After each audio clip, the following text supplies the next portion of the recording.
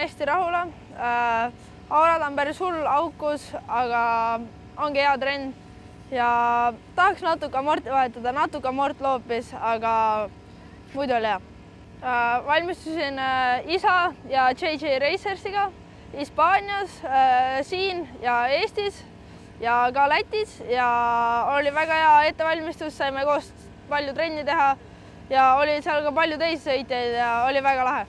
Lihtsam on küll sõita, kui oled suurem peal, aga natuke, kui olid väiksem, on startides parem ja siledate radadel näiteks ajasõitus parem, aga suurega on sõitudes küll parem, aga selle aasta teeme ära ja siis järgmine aasta 125-sega.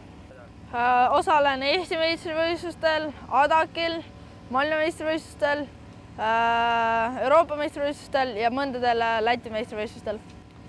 Eesti meistrivõistlustel näed ja võib-olla mõnel noortekatel. Tehasega on koostöö olnud väga hea ja 85-ga on hea sõita, Tšikel on hea, KTM on hea ja kõik on hea.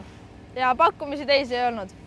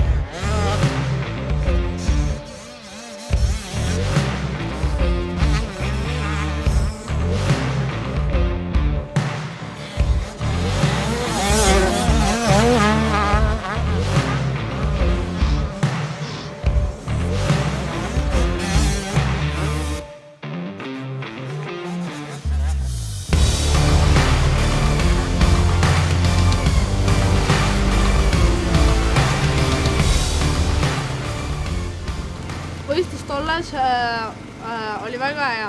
Kvalifikatsioonis olin esimene, esimeses sõidus olin esimese koha ja teises sõidus ka esimese koha. Väga äge oli siia tulla ja KTM on ka väga äge. Tänan teid sponsorit, et suudate mind siiamaani tuua. Ilma teieta ma ei suudaks seda.